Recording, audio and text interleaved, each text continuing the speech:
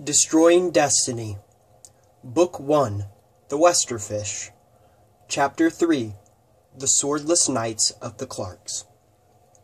"There is only one elf, Gertrude. Accept it," Pancake debated. "I don't understand how you believe that, Pan. Santa Claus would need more than one elf to keep everything going at the Pole of the North," Gertrude insisted. The girl and the boy debated back and forth about whether Santa Claus worked with only one elf or many, and had been for far too many moments. Steve had long zipped his ear compartments closed, and the birds had long flown away, incapable of singing over the bickering twosome.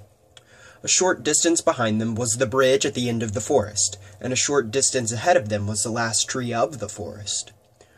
Broadly leafed, it blocked the horizon and any sign of the Clark's tower from view. "It is simple, Gertrude. Magic. Magic is how Santa and his elves would make all the gifts," said Pancake. Gertrude laughed. "Magic can't account for giving gifts to all the world. Spells are exhausting, even for the strongest magical beings.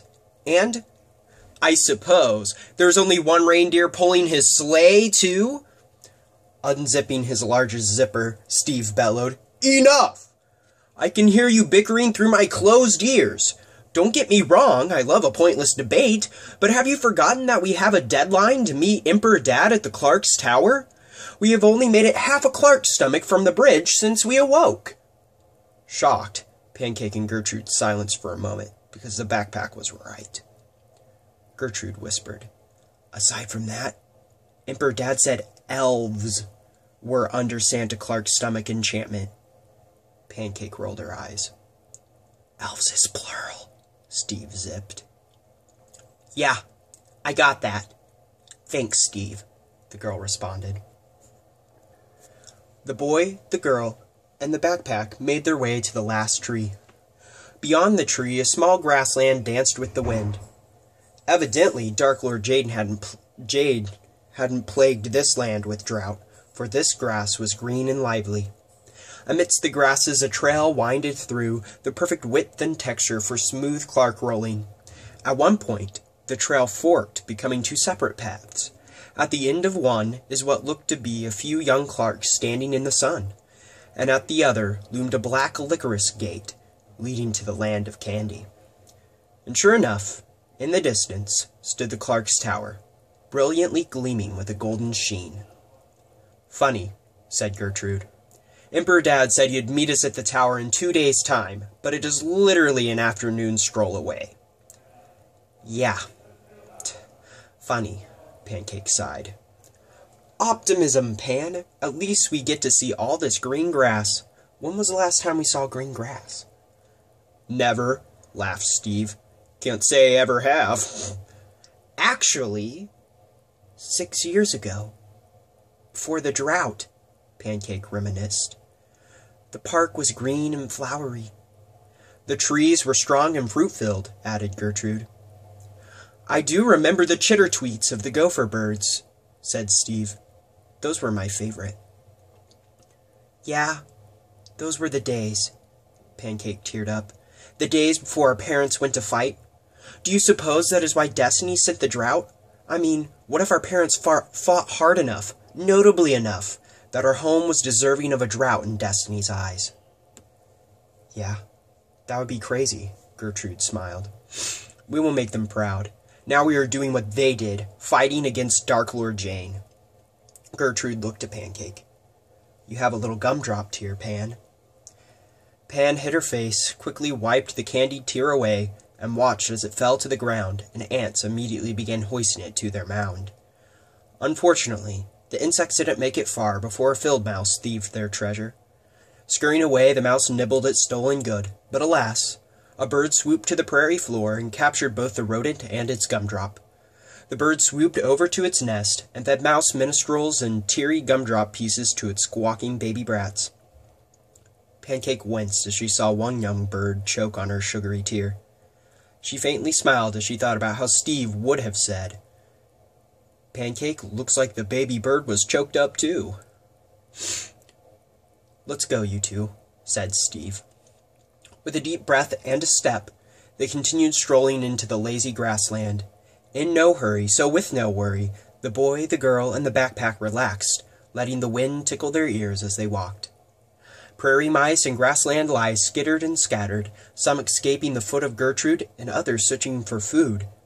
And all the while a mysterious sound, an annoying noise, filled the air, getting louder and stouter with each step. "What is that wretched racket?" Steve complained. Covering his ears, Gertrude looked to and fro, searching for the sound's source. Alas, in but a moment, the boy pinpointed the sound's sources. Singing boisterous and proud, 3 young Clarks hammered their vocals with passion in front of the entrance leading to the Clarks' tower. Belching each note with vibrato, the group shook the ground and jiggled their bellies. "Revolting! They're literally burping music!" Pancake exclaimed. Steve unzipped. "I suppose that would explain why the wind is so humid and warm." "Steve, shut up," Pancake squirmed, disgusted by the sweet sweat forming on her sugary skin. With no let-up, the Clarks continued in burpful song the whole while that our 3 protagonists ventured through the grassland. High burps, low belches, and heartfelt bellows shattered any prior peace and evaded any attempted conversation. And perhaps the prairie mice and grassland lice now ran to their homes, not from afoot or for food. Finally, after many miserable moments, Gertrude, Pancake, and Steve approached the 3 singing Clarks, and to our threesome's delight, the bellowed music ceased. Scratching his hairy stomach, the largest of the Clarks exclaimed, "Why, hello! I am Sir Reuben the Chubby."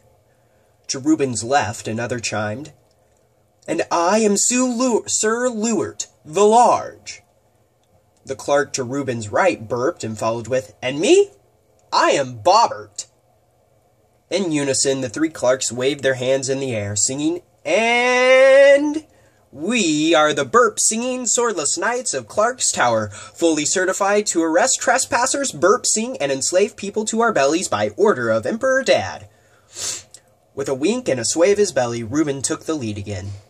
"How may we help you, travelers?" With a deep breath, a quick hand through his hair, and a grin, Gertrude answered, "Ah, yes. We were asked by Emperor Dad to come to the Clark's Tower. May we have passage?" Reuben scratched his head and narrowed his eyes.